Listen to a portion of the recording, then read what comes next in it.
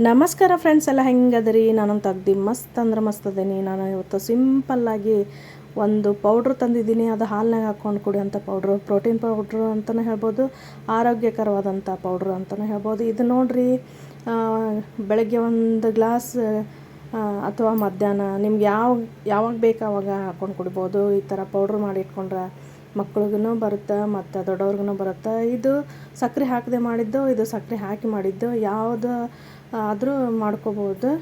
ಇದು ನೋಡ್ರಿ ಹೆಂಗೆ ಮಾಡೋದು ಅಂತ ಫಟಾಫಟ್ ಹೇಳ್ತಾ ಹೋಗ್ತೀನಿ. ಸ್ಕಿಪ್ ಮಾಡೋ ವಿಡಿಯೋನ ನೋಡ್ತಾ ಹೋಗ್ರಿ. ಹಾಗೆ ನನ್ನ ಚಾನಲ್ಗೆ ಹೊಸಬ್ರು ಯಾರು ಬಂದಿದ್ದರೆ ದಯವಿಟ್ಟು ಸಬ್ಸ್ಕ್ರೈಬ್ ಮಾಡ್ಕೊರಿ, ಶೇರ್ ಮಾಡಿ, ಲೈಕ್ ಮಾಡಿ, ಕಮೆಂಟ್ ಮಾಡಿ, ಮತ್ತು ಮುಂಬರುವ ನನ್ನ ಎಲ್ಲ ವೀಡಿಯೋಸ್ಗೂ ಪ್ರೋತ್ಸಾಹ ಕೊಡ್ರಿ. ಬರ್ರಿ ಹಾಗಾದ್ರೆ ವಿಡಿಯೋನ ಸ್ಟಾರ್ಟ್ ಮಾಡೋಣ. ನಾನು ಇದಕ್ಕೆ ಹಾಕಿದ್ದು 1 ಕಪ್ ಅಳತೆ ಅಥವಾ 1 ಬಟ್ಲು ಅಳತೆಯಲ್ಲಿ ನಾನು ಮೆಜರ್ಮೆಂಟ್ ಹೇಳ್ತೀನಿ.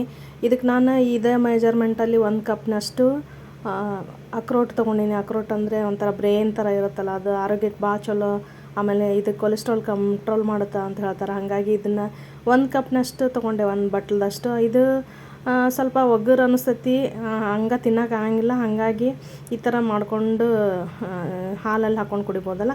ಅದನ್ನ ಸ್ವಲ್ಪ ಬಿಸಿ ಮಾಡ್ಕೋಬೇಕು. ಬಿಸಿ ಅಂದರೆ ಸ್ವಲ್ಪ ಕಟ್ ಅಂತ ಮುರಿಬೇಕು. ಅಂದರೆ ಸ್ವಲ್ಪ ಮೆತ್ತಗಿರ್ತಾವಲ್ಲ ಇವು, ಸ್ವಲ್ಪ ಫ್ರೈ ಮಾಡ್ಕೊಂಡ್ರೆ ಕುರ್ಕುರು ಅಂತವು. ಇದು ಈ ಥರ ಒಂದು 2 ನಿಮಿಷ ರೋಸ್ಟ್ ಮಾಡ್ಕೊಂಡ್ರೆ ಸಾಕು. ಆಮೇಲೆ ಅದೇ ಮೆಜರ್ಮೆಂಟಲ್ಲಿ ಬಾದಾಮಿ ತೊಗೊಂಡಿನಿ. ಬಾದಾಮಿನೂ ಚೆಂದ ಹುರ್ಕೋಬೇಕು. ಹೆಂಗಂದ್ರೆ ಸಣ್ಣ ಉರಿಲೇ ಹುರ್ಕೋಬೇಕು, ಅವು ಒಳಗೆಲ್ಲ ಕ್ರಿಸ್ಪ್ ಆಗ್ಬೇಕು ಅಂತಂದು. ಹಂಗೆ ಮಾಡಿದ್ರೆ ಅವು ಭಾಳ ದಿನ ಇಟ್ಕೊಂಡು ಕುಡಿಯೋಕೆ ಚಲೋ ಆಗುತ್ತೆ. ಹಾಗಾಗಿ ನೋಡಿರಿ, ಈ ಥರ ಹುರ್ಕೋತಾ ಇರಬೇಕು. ಇದು ಈ ಥರ ಸ್ವಲ್ಪ ರೋಸ್ಟ್ ಆಗಬೇಕು, ಅಂದರೆ ಬಿಸಿನೂ ಆಗಬೇಕು, ಆಮೇಲೆ ರೋಸ್ಟ್ ಆಗಬೇಕಿದು.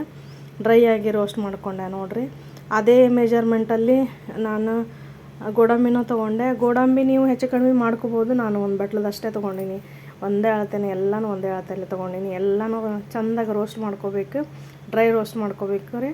ಈಗ ನೋಡಿರಿ, ಇದು ಇಷ್ಟು ಪರ್ಫೆಕ್ಟಾಗಿ ಹುರ್ಕೊಂಡೆ. ಇಷ್ಟಾದ್ರೆ ಸಾಕು ನೋಡಿರಿ. ಸ್ವಲ್ಪ ಕಲರ್ ಚೇಂಜ್ ಆಗಬೇಕು. ಆಮೇಲೆ ಹಿಂಗೆ ಹುರ್ಕೊಂಡ್ರೆ ಚಲೋ ರೀ, ಅವು ಟೇಸ್ಟ್ ಆಗುತ್ತೆ. ಆಮೇಲೆ ಭಾಳ ದಿನ ಬಾಳಿಕೆ ಬರುತ್ತೆ. ಆಮೇಲೆ ಈಗ ಇದಕ್ಕೆ ಅದೇ ಬಟ್ಲದ ಅಳತೆ ಒಳಗನ ಬಿಳಿ ಎಳ್ಳು ತೊಗೊಂಡಿನಿ. ನಾನು ಲೈಲಾನ್ ಎಳ್ಳು ತೊಗೊಂಡಿನಿ. ಅದನ್ನು ಚೆಂದ ಹುರ್ಕೋಬೇಕು ರೀ. ಅವು ಚಿಟಪಟ ಸಿಡಿಬೇಕು. ಸಿಡಿದ್ರೆ ಸ್ವಲ್ಪ ಇದಾಗ್ತೈತಿ, ಅಂದರೆ ಟೇಸ್ಟ್ ಬರುತ್ತೆ, ಅದು ಘಮ ಬರುತ್ತೆ. ಹಿಂಗೆ ನೋಡಿರಿ, ಹಿಂಗೆ ರೌಂಡ್ ಆಗಬೇಕು. ಅವು ಹುರ್ಕೊತ ಇದ್ದಂಗೆಲ್ಲ ಗೊತ್ತಾಗುತ್ತೆ. ಚಿಟಪಟ ಸಿಡಿತಾವಲ್ಲ, ಆವಾಗ ಪರ್ಫೆಕ್ಟಾಗಿ ಹುರಿದಿದೆ ಅಂತಂದು. ಸ್ವಲ್ಪ ನೋಡಿರಿ, ಇದು ಕಲರ್ನೂ ಚೇಂಜ್ ಆಯ್ತು. ಕರೆಕ್ಟಾಗಿ ಹುರ್ಕೋಬೇಕ್ರಿ. ಎಲ್ಲನೂ ಚೆಂದ ಹುರ್ಕೊಂಡ್ರೆ ಭಾಳ ದಿನ ಬಾಳಿಕೆ ಬರುತ್ತೆ ನೋಡಿರಿ. ಇದು ಪರ್ಫೆಕ್ಟ್. ಈಗ ಇಷ್ಟಾದ್ರೆ ಸಾಕು ನೋಡಿರಿ. ಸ್ವಲ್ಪ ಕಲರನ್ನು ಚೇಂಜ್ ಆಯ್ತು ನೋಡಿ, ಗೊತ್ತಾಗುತ್ತಲ್ರಿ. ಇದು ನೋಡಿದ್ರೆ ನೋಡಿರಿ, ಸ್ವಲ್ಪ ಕಲರ್ ಚೇಂಜ್ ಆಯ್ತು ಅಂದ್ರೆ ಡಾರ್ಕ್ ಆಯ್ತು. ಇದು ಎಲ್ಲ ಅಳತೆ ಇಲ್ಲ, ಇದೇ ಬಟ್ಲದಲ್ಲೇ ತೊಗೊಂಡಿನಿ. ಇದಕ್ಕೆ ಸಕ್ಕರೆ ಹಾಕೋದು. ಆಮೇಲೆ ನೋಡಿರಿ, ಎಲ್ಲನೂ ಒಂದೇ ಮೆಜರ್ಮೆಂಟಲ್ಲೇ ತೊಗೊಂಡಿದ್ದೀನಲ್ಲ. ಇದಕ್ಕೆ 1 ಬಟ್ಲನಷ್ಟು ಸಕ್ಕರೆ ಮತ್ತು ಒಂದು 7-8 ಏಲಕ್ಕಿನ ಮೊದಲ ಪುಡಿ ಮಾಡಿಟ್ಕೋಬೇಕು. ಆಮೇಲೆ ಇದಕ್ಕೆ ಮಿಕ್ಸ್ ಮಾಡ್ಕೋಬೇಕು. ಈಗ ನೋಡಿರಿ, ಇದನ್ನ ಪುಡಿ ಮಾಡ್ಕೊತಿದ್ದೀನಿ. ಮೊದಲ ಪ್ಲೇನ್ ನನಗೆ ಬೇಕಿತ್ತಲ್ಲ, ಅದಕ್ಕೆ ಪ್ಲೇನ್ 1 ಭಾಗದಷ್ಟು ತಗೊಂಡು ಅದನ್ನು ಈ ಥರ ಪುಡಿ ಮಾಡಿಟ್ಕೊಂಡೆ. ಆಮೇಲೆ ಇದಕ್ಕೆ ನೀವು ಬೇಕಂದ್ರೆ ಸಕ್ಕರೆ ಬೆಲ್ಲನ ಹಾಕ್ಕೊಂಡು ಕುಡಿಬೋದು. ಆಮೇಲೆ ಸಕ್ಕರೆನ ಪೌಡ್ರ್ ಮಾಡಿಟ್ಕೊಂಡೆ ನೋಡ್ರಿ. ಅದು ಪ್ಲೇನ್ ಬೇರೆ, ಅದು ಬೆಲ್ಲ ಹಾಕ್ಕೊಂಡು ಕುಡಿಯೋರ್ಗೂ ಚಲೋ ಆಗುತ್ತೆ. ಉಳ್ಕಿದೆಲ್ಲನ ಈ ಥರ ಮಿಕ್ಸರ್ನಲ್ಲಿ ಪುಡಿ ಮಾಡಿಟ್ಕೋಬೇಕು. ಈಗ ಎಲ್ಲನೂ ಹಾಕ್ಕೊಂಡೆ ಮಿಕ್ಸರ್ ಜಾರಿನೊಳಗೆ. ಸಕ್ಕರೆನ ಹಾಕ್ಕೊಂಡಿದ್ನಲ್ಲ, ಅದೇ ಜಾರನ್ನೇ ಹಾಕ್ಕೊಂಡು ಈ ಥರ ರನ್ ಮಾಡಬೇಕು. ಅಂದರೆ ಬಿಟ್ಟು ಪೌಡ್ರ್ ಮಾಡ್ಕೋಬೇಕು, ಇಲ್ಲಾಂದ್ರೆ ಒಂಥರ ಎಣ್ಣೆ ಬಿಟ್ಕೊಂಡಂಗೆ ಆಗುತ್ತೆ. ಹಾಗಾಗಿ ಸ್ವಲ್ಪ ಬಿಟ್ಟು ಮಿಕ್ಸರ್ಗೆ ರನ್ ಮಾಡ್ಕೋಬೇಕು. ಈಗ ನೋಡಿರಿ, ಸಕ್ಕರೆ ಮತ್ತು ಮಿಕ್ಸ್ ಮಾಡಿದೆನಲ್ಲ ಪೌಡ್ರನ್ನ, ಅದನ್ನು ಮಿಕ್ಸ್ ಮಾಡ್ತಾಯಿದ್ದೀನಿ. ಚೆಂದಾಗಿ ಮಿಕ್ಸ್ ಮಾಡ್ಕೋಬೇಕು.